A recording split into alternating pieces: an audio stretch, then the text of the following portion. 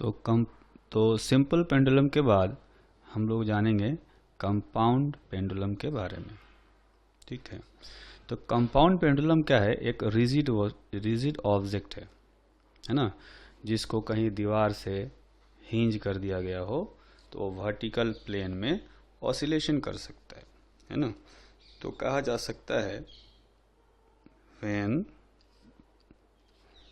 rigid body is suspended or hinged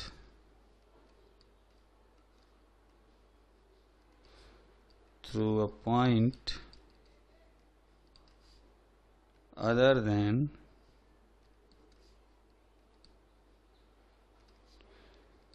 the center of mass of rigid body such that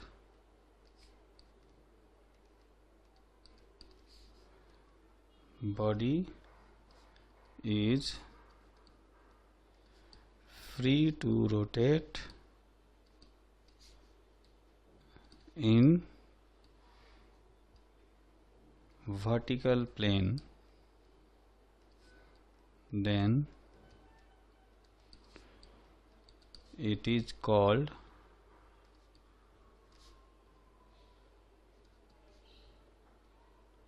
compound pendulum. ठीक है, तो ऐसा rigid body जिसको उसके centre of मास को छोड़कर किसी भी दूसरे पॉइंट से हिंज कर दिया गया हो, है ना। तो हम ऐसा मानते हैं कि इस रिजिड ऑब्जेक्ट के ऊपर ये है इसका सेंटर ऑफ मास सी और एक ये पॉइंट है पॉइंट ऑफ सस्पेंशन। ठीक है, तो दोनों पॉइंट जो है, दोनों के पॉइंट को अगर मिला दिया जाए तो ये जो डिस्टेंस है दोनों पॉइंट्स के बीच में, इसको हम लोग मान लेते हैं स्मॉल एल। ठीक, तो इसमें एस जो है ये है पॉइंट ऑफ सस्पेंशन, है ना। अच्छा, और दूसरा पॉइंट है centre of mass of rigid body.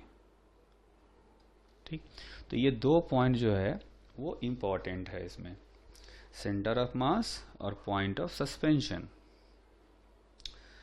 तो अब क्या करेंगे कि सपोज ये ऑब्जेक्ट है, इसका इक्विलिब्रियम पोजीशन तब होगा जब जो लाइन एस और सी को जोड़ने वाला जो लाइन होगा वो बिल्कुल वर्टिकल हो, है ना। एक लाइन ड्रॉ करते हैं यहाँ से। ठीक है, तो ये वर्टिकल लाइन है। अगर सी बिल्कुल सी और एस जो लाइन है अगर ये वर्टिकल होता तो ये रिजिड ऑब्जेक्ट इक्विलिब्रियम में होता, लेकिन इसको इक्विलिब्रियम पोजीशन से हमने अभी थोड़ा सा डिस्प्लेस किया हुआ, थोड़ा रोटेट कराया है।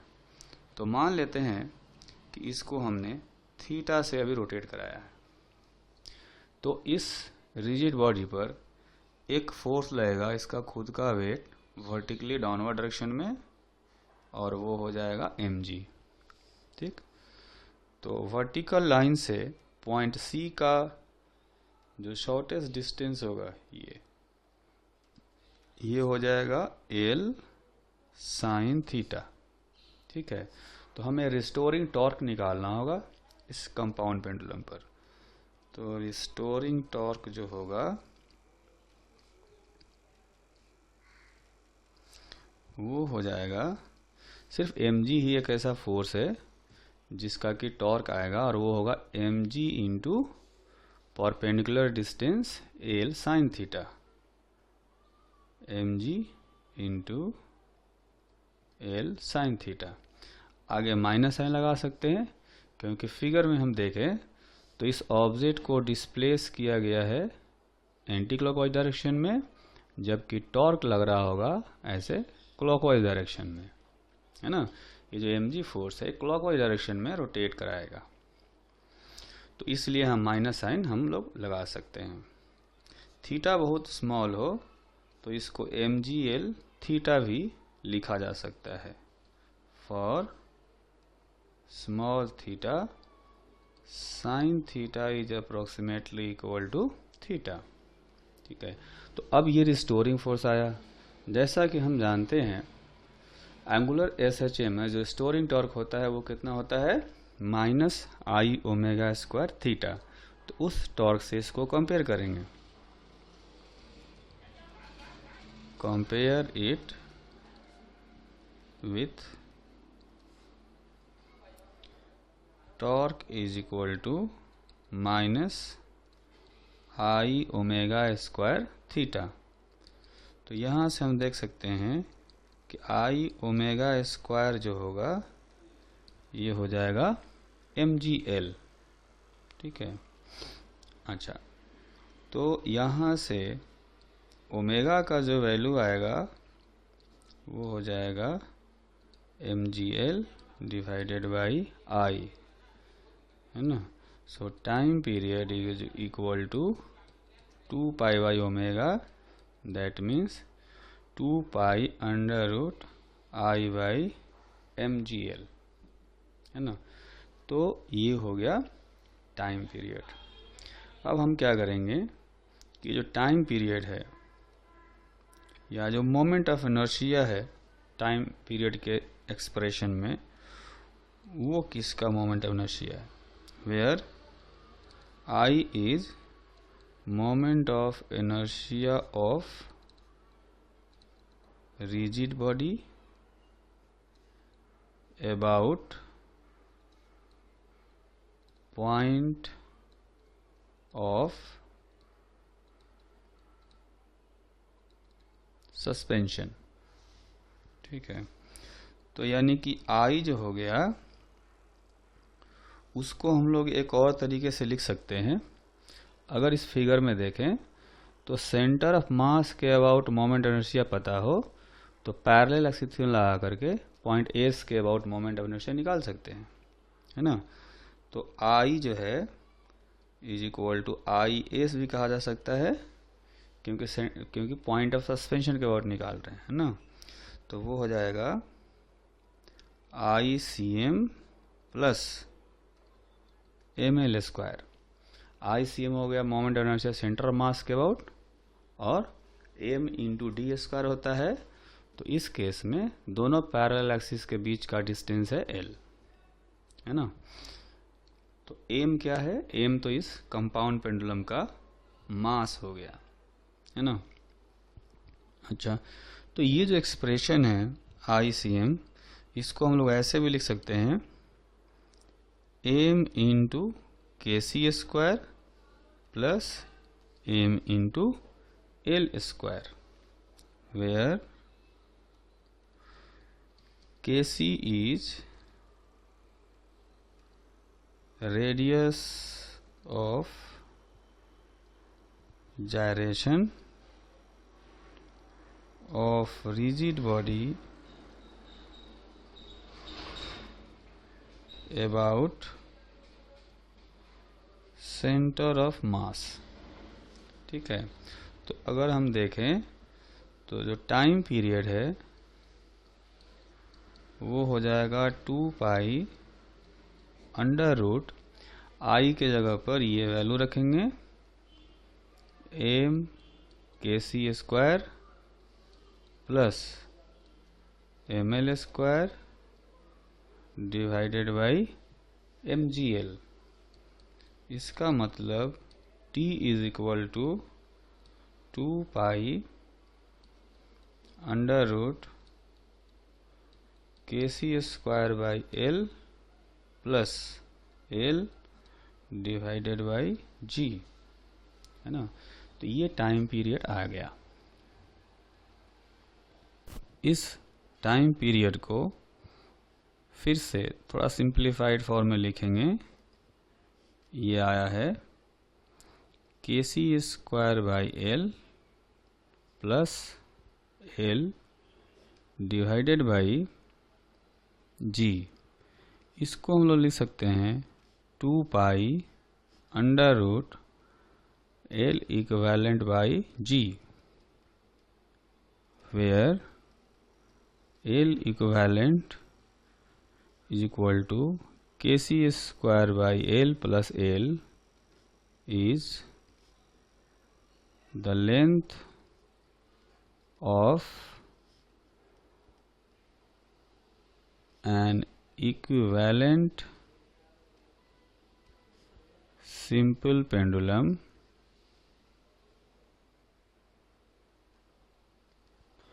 which has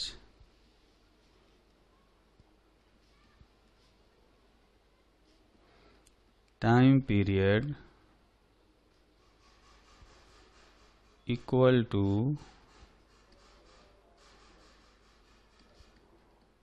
the time period of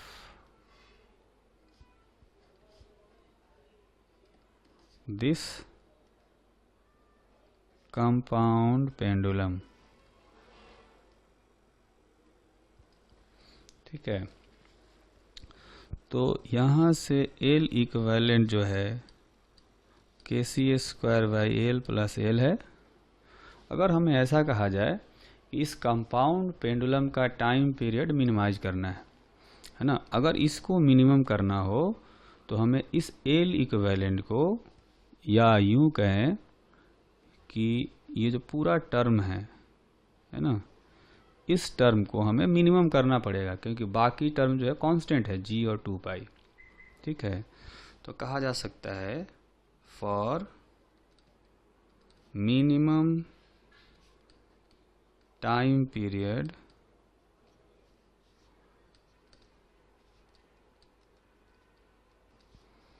D l equivalent by d l should be equal to 0। तो अगर इसको डिफरेंशिएट करेंगे तो के सी तो कांस्टेंट है, तो आएगा K C square divided by L square minus plus इस एल का डिफरेंशिएशन एल के रेस्पेक्ट में आएगा 1 इज इक्वल टू 0 होना चाहिए, है ना। तो यहाँ से के सी का जो वैल्यू है, या यूं कहें कि एल का जो वैल्यू है वो हो गया के सी। तो अगर ग्राफ प्लॉट करेंगे, है ना, अगर हमें time period versus L graph plot करना हो तो ये ग्राफ कुछ ऐसा आता है, जिसमें से जो मिनिमम टाइम पीरियड होगा टी मिनिमम, उस केस में एल का वैल्यू के सी के इक्वल होता है ना। तो ऐसा कहा जा सकता है for minimum time period separation L between center of mass and center of mass is C and point of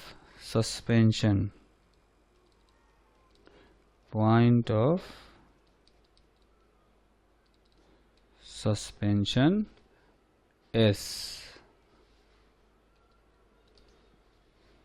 should be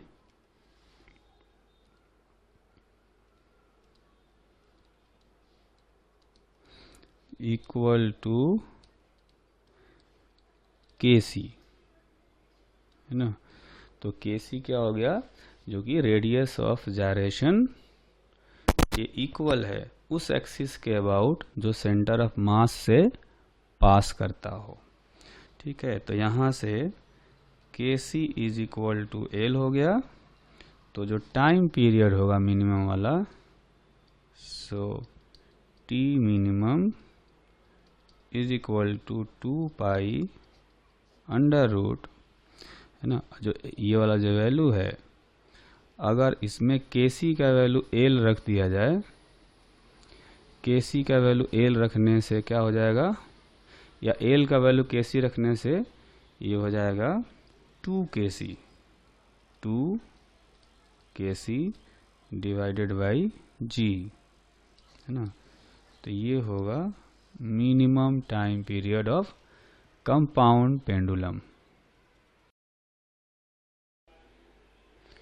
तो कंपाउंड पेंडुलम पर एक एग्जांपल करते हैं। Find time period of A compound pendulum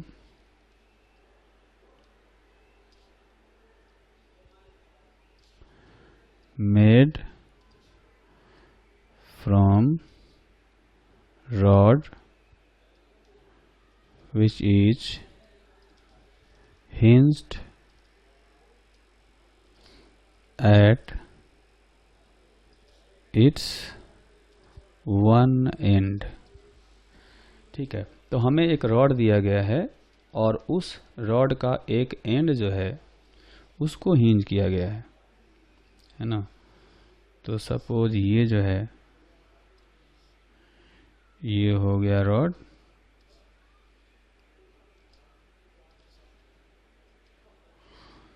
ना। इस rod का जो मास है मान लेते हैं m और लेंथ मान लेते हैं l, और इस रॉड को यहाँ पर हिंज किया गया है, मतलब ये उस एक्सिस के अबाउट, अपर एंड के अबाउट रोटेट कर सकता है। ठीक है, तो हम इसमें कौन सा फॉर्मूला यूज करेंगे, डायरेक्ट फॉर्मूला यूज करेंगे 2 pi under root I by mgl, है ना। तो जैसा कि हम लोग देखेंगे कि इसमें हमें बताया गया था कि जो मोमेंट ऑफ इनर्शिया है ये क्या था, I is moment of inertia of rigid body about point of suspension. ठीक है, तो ये पॉइंट ऑफ सस्पेंशन के अबाउट यानी हिंज के अबाउट मोमेंट ऑफ इनर्शिया है ना।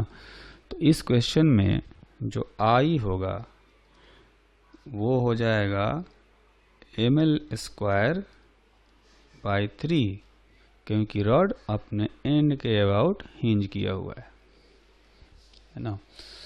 तो मोमेंट ऑफ इनर्शिया तो हमने कैलकुलेट कर लिया और ये आया है ml² बाई 3। ठीक, अब यहाँ पर एक वैल्यू दिया गया है L क्या है, L को अगर देखा जाए तो इस फॉर्मूले में हमें बताया गया कि L जो है पॉइंट ऑफ सस्पेंशन और सेंटर ऑफ मास के बीच का डिस्टेंस है ना। तो इसको भी हम लोग यूज करेंगे। तो L is separation between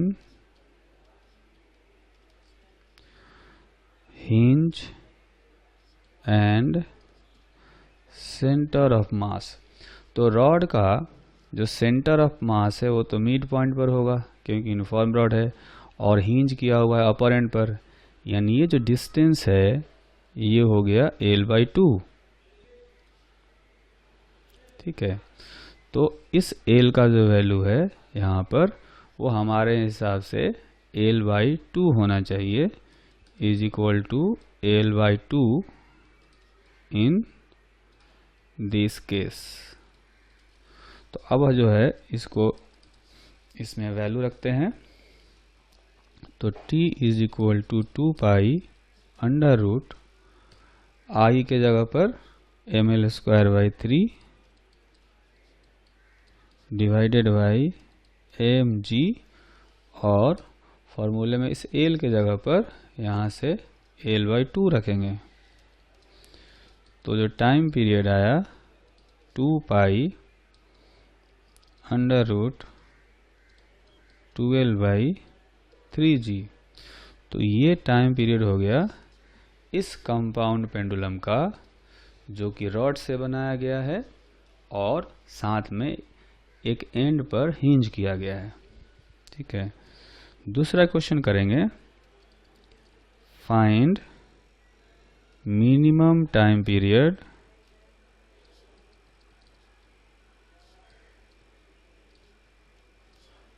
of a compound pendulum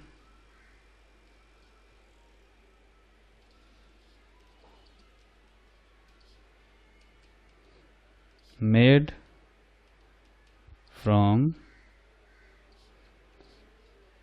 a rod of length L। ठीक है, तो जैसा कि अभी हमने पढ़ा है ना पिछले केस में, तो इसमें हमने देखा कि टाइम पीरियड मिनिमम तब होता है जब Kc is equal to L होता है ना, और मिनिमम टाइम पीरियड कितना होता है 2Kc/g, यानी Kc हमें अगर पता हो तो मिनिमम टाइम पीरियड जो है ये कैलकुलेट किया जा सकता है। ठीक है, तो हम यही काम करेंगे। तो इस केस में एक रॉड है ना, तो ये रॉड है, तो हमें Kc निकालना है। Kc क्या हो जाएगा कि जो ICM होता है रॉड के केस में होता है ml²/12 है ना, इसको हम लोग m × Kc² से इक्वेट कर देंगे। तो जो Kc का जो वैल्यू आएगा वो आएगा L/2√3। ठीक है, तो इसका मतलब क्या हुआ, इसका मतलब ये हुआ कि रॉड का जो सेंटर ऑफ मास है यहाँ से हम कितना डिस्टेंस पर इसको हिंज करेंगे। ठीक है, ये डिस्टेंस है L या जो भी है, ये डिस्टेंस Kc या L/2√3 के इक्वल होना चाहिए। ठीक है, तो ये जो है पॉइंट S हो गया, पॉइंट ऑफ सस्पेंशन, और ये है सेंटर ऑफ मास। दोनों के बीच का सेपरेशन Kc के इक्वल होना चाहिए, है ना।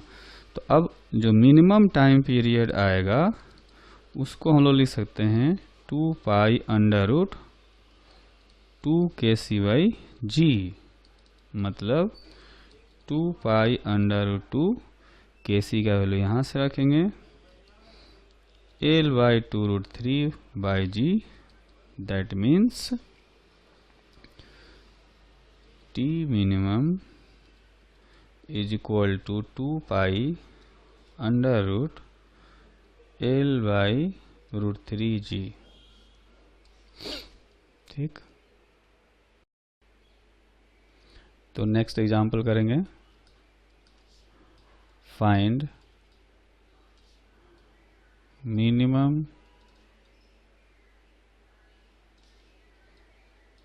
Time period of a compound pendulum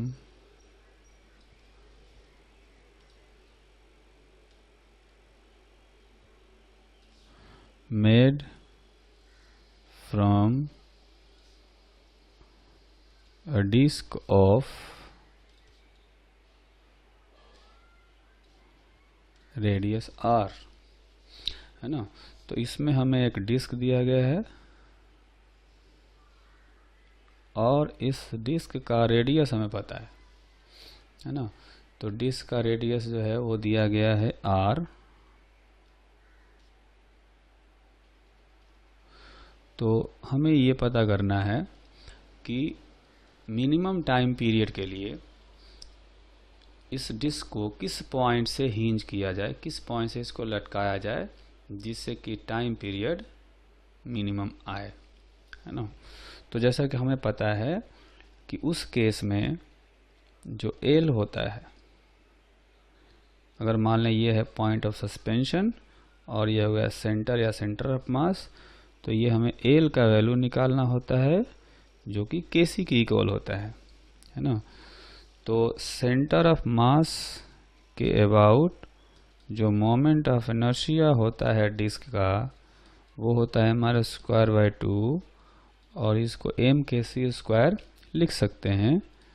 तो जो के सी है इसका जो वैल्यू आएगा वो हो जाएगा आर बाई रूट 2, ठीक।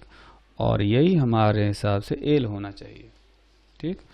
तो टी मिनिमम जो आएगा वो हो जाएगा 2 pi under root 2 K C by G. It means T minimum is equal to 2 pi under root 2 into r by root 2 by g। तो फाइनल आंसर होगा t minimum is equal to 2 pi under root 2 r by G. तो ये हो गया minimum time period, ठीक। Next example करते हैं। Next example में हमें एक सेमी सर्कुलर रिंग दिया गया है ना। सपोज ये सेमी सर्कुलर रिंग है ना। तो इसको एक एंड से हिंज किया गया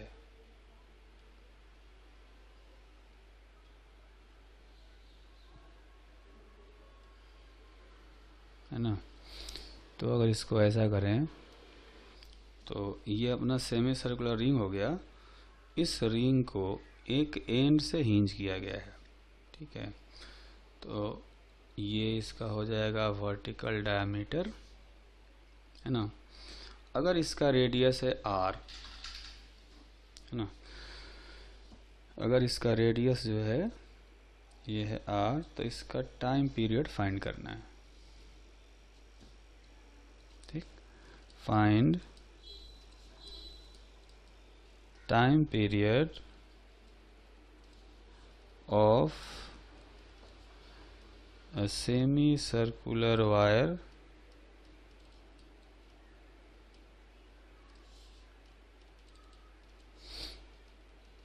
of radius r which is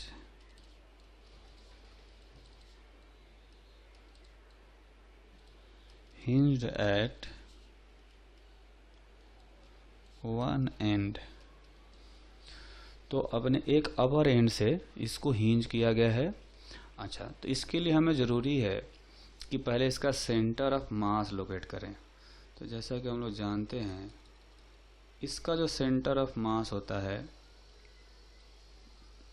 ना, सेमी सर्कुलर रिंग का जो सेंटर ऑफ मास होता है ये होता है 2r बाई पाई पर। सेंटर से 2r बाई पाई पर होगा। तो ये डिस्टेंस हो गया 2r बाई पाई, ये है रेडियस r। तो पॉइंट ऑफ सस्पेंशन s और सेंटर ऑफ मास c, इन दोनों के बीच का जो सेपरेशन है l, ये l हमें फाइंड करना है, ठीक है। इस ट्रायंगल को मैं एक बार फिर से इधर बनाता हूँ। यहाँ पर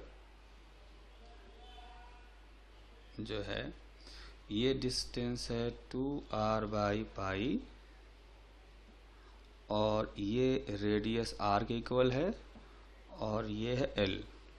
तो इस l का जो वैल्यू आएगा वो हो जाएगा 2r बाई पाई का whole square plus r square का रूट, है ना।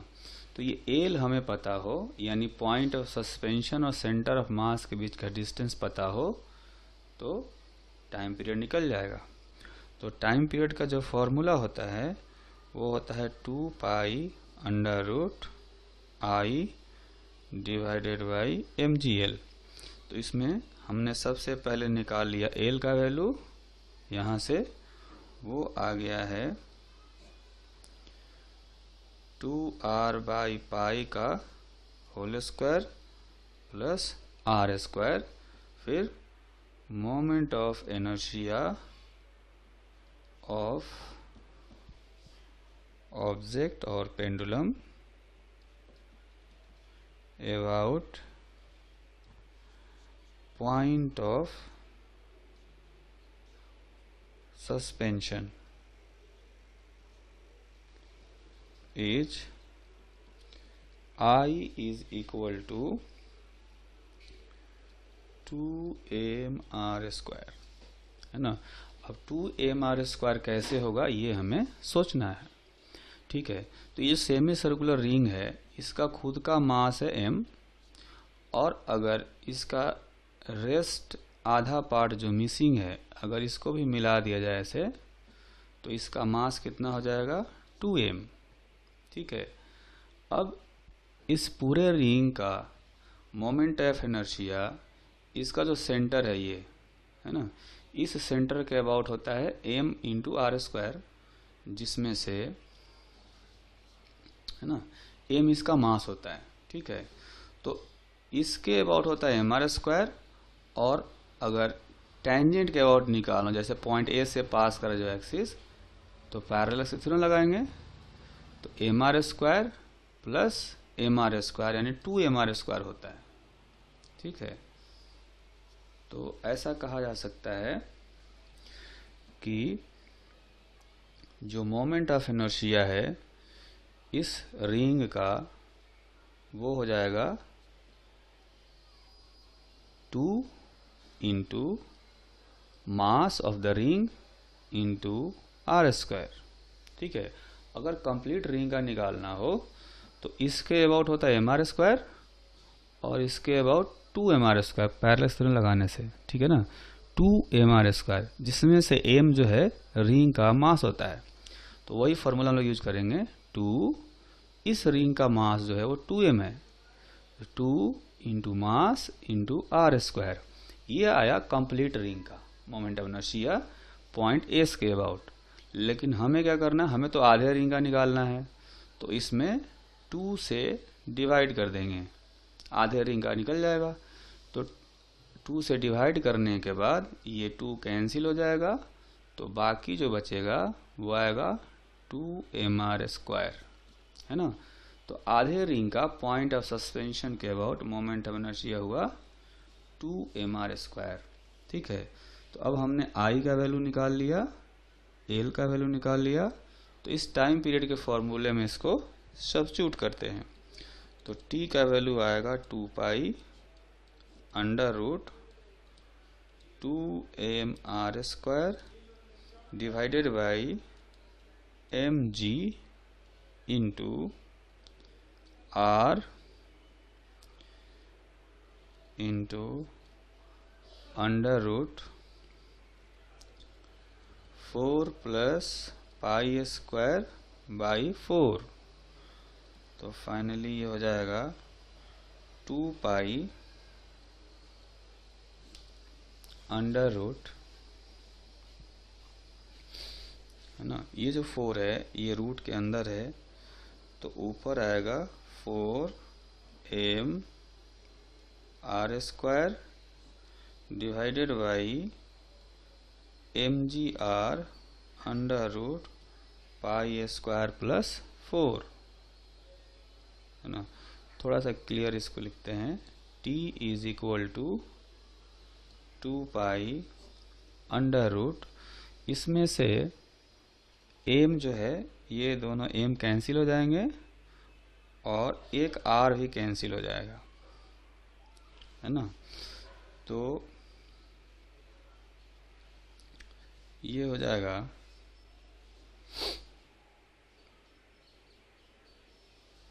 को एक बार फिर से करेक्ट करके देखते हैं हम लोग, थोड़ा सा इसमें मिस्टेक है। तो ये आ जाएगा ऊपर वाला वैल्यू, इस I के जगह पर हम लोग रख देंगे 2mr स्क्वायर यहाँ से, और इसमें mg तो पूरा रख देंगे, और फिर L का जो वैल्यू रखेंगे इसमें से, तो ये R जो है R स्क्वायर बाहर करेंगे तो R रह जाएगा, और under root 4 plus pi square divided by pi square, ऐसे कर सकते हैं। ठीक है, तो इसको सिंप्लीफाइड फॉर्म में लिखेंगे तो t इज इक्वल टू आएगा 2 पाई अंडर रूट, इसमें से हम देख सकते हैं कि ये जो m है ये m कैंसिल हो जाएगा, एक r भी कैंसिल होगा, तो फाइनली ऊपर बचेगा 2 pi r divided by g under root pi square plus 4। ठीक है, तो ये फाइनल आंसर है और करेक्ट भी है।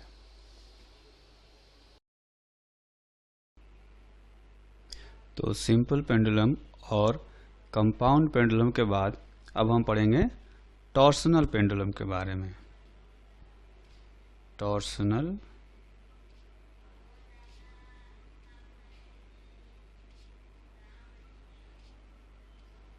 पेंडुलम। ठीक है, तो हम एक फिगर देख सकते हैं इसमें। इस फिगर में हमने एक टॉर्सनल वायर लिया हुआ है। टॉर्सनल वायर मतलब कि ऐसा वायर जिसमें कि ऐंठन आ सकती है, जिसमें कि ट्विस्ट हो सकता है ना, या जिसको कि हिंदी में कहा जाता है जैसे रस्सी में बल पड़ते हैं, वैसे उस तरह से इसमें बल पड़ सकते हैं। ठीक है, तो वैसा ये वायर है और इस वायर के जो लोएस्ट पॉइंट है वहाँ पर एक डिस्क अटैच किया हुआ है। डिस्क की जगह पर कोई भी रिजिड बॉडी हो सकता है, सॉलिड स्फीयर भी लिया जा सकता है, रिंग भी लिया जा सकता है ना। तो एक रिजिड बॉडी को टॉर्सनल वायर से सस्पेंड करके लटकाया जाता है और फिर इसको थोड़ा सा रोटेट करके छोड़ दिया जाता है, तो ये टॉर्सनल ऑसिलेशन करता है ना। तो टॉर्सनल पेंडुलम क्या होता है, पहले इसके बारे में थोड़ा जान लेते हैं, है ना। तो ये होता है rigid body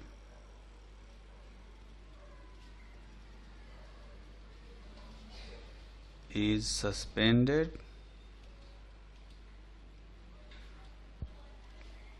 by vertical torsional wire so that it is free to rotate about vertical torsional wire. तो जैसा कि हमने कहा कि जब इस डिस्क को थोड़ा सा रोटेट कराया जाएगा तो इस वायर में जो है ट्विस्ट हो जाएगा, ऐंठन आ जाएगी।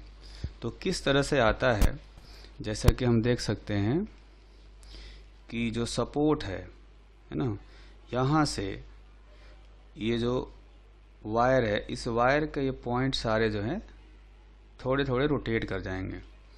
जैसा कि अगर एक यहाँ पॉइंट लें तो हर पॉइंट जो है वो अपनी जगह से थोड़ा थोड़ा रोटेट, जैसे ये पॉइंट है ये ऐसे घूम जाएगा, यहाँ पर आ जाएगा।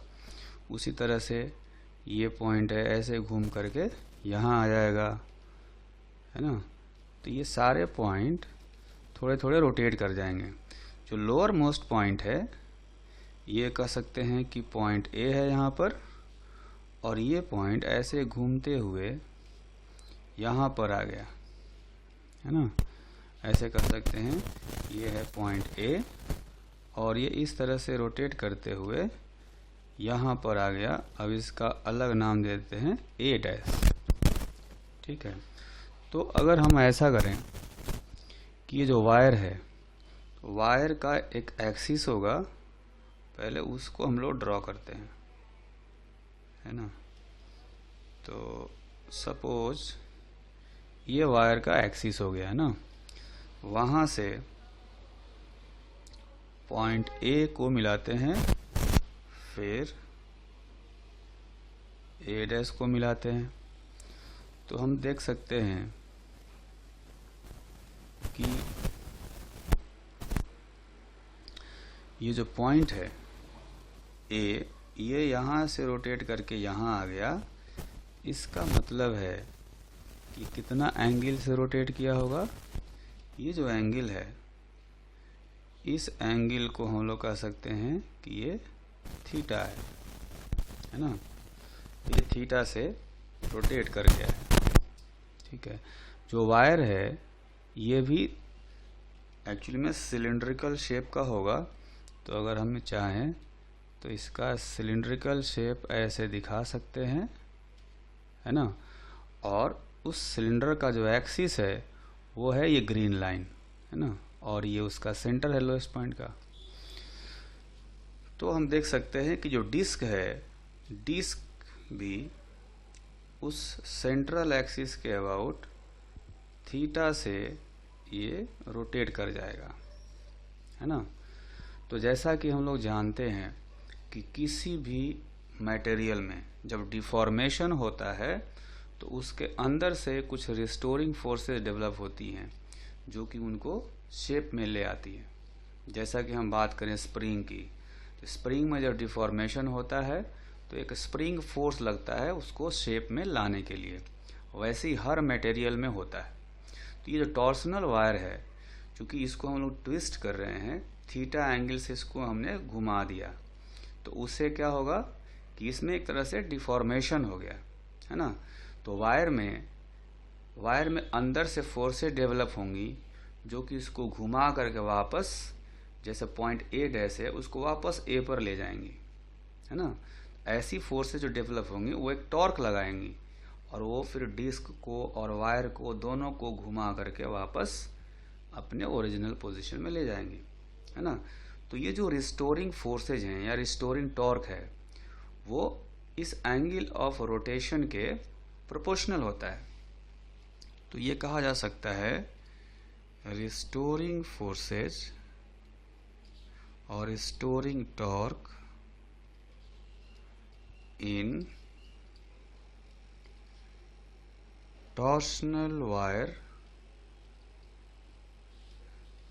is directly proportional to minus theta, है ना।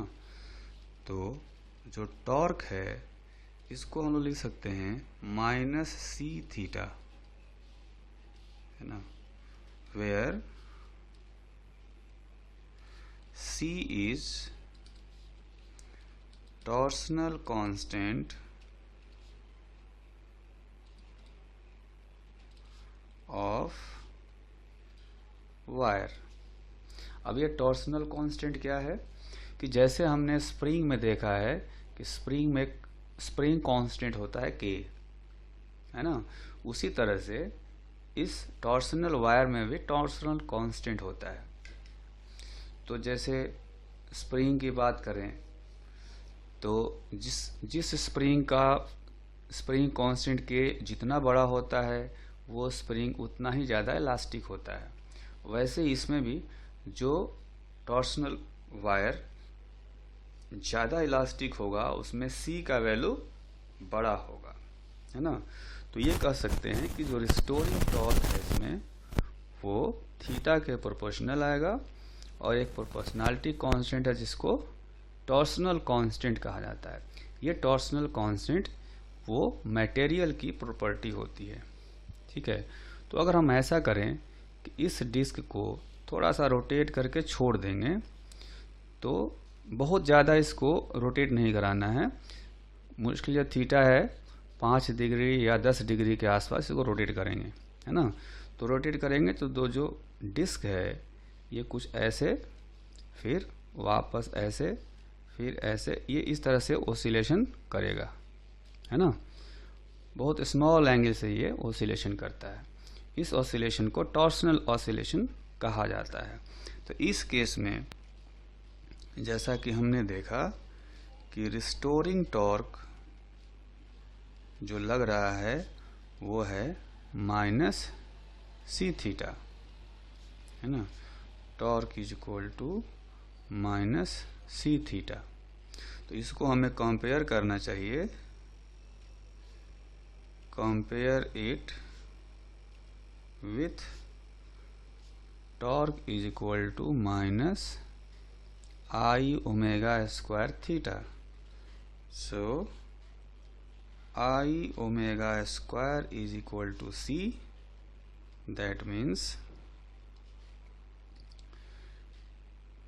that means omega is equal to under root I by C, where I is moment of inertia of rigid body about vertical torsional wire. तो ये जो रिजिड बॉडी है, ये जो disc है, ये उस वायर के अबाउट रोटेट करेगा, है ना। जो वायर का एक्सिस है, एक्सिस ऑफ सिमेट्री, वही डिस्क के लिए एक्सिस बनेगा। तो उसी एक्सिस के अबाउट मोमेंट ऑफ इनर्शिया जो है हमें निकालना चाहिए। अगर इस फिगर में देखेंगे तो जो वायर का एक्सिस है, जो ग्रीन वर्टिकल लाइन से ड्रॉ किया हुआ है, वही इस डिस्क के लिए एक्सिस बनेगा। तो डिस्क का इस एक्सिस के अबाउट मोमेंट ऑफ इनर्शिया होता है mr²/2। तो अगर इसमें यूज करना हो तो हम लोग mr²/2 यूज कर सकते हैं आई के जगह पर, ठीक है। तो अभी हम लोग सिर्फ जनरल एक्सप्रेशन डिराइव कर रहे हैं, तो इसको ऐसे ही छोड़ देते हैं, ठीक है। तो अगर ओमेगा आ गया तो टाइम पीरियड कितना होगा? सो time period of torsional pendulum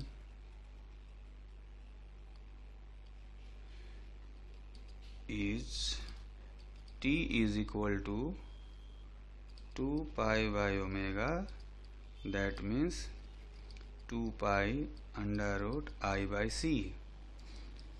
तो ये जो है फाइनल रिजल्ट है और इसे हमें याद रखना चाहिए।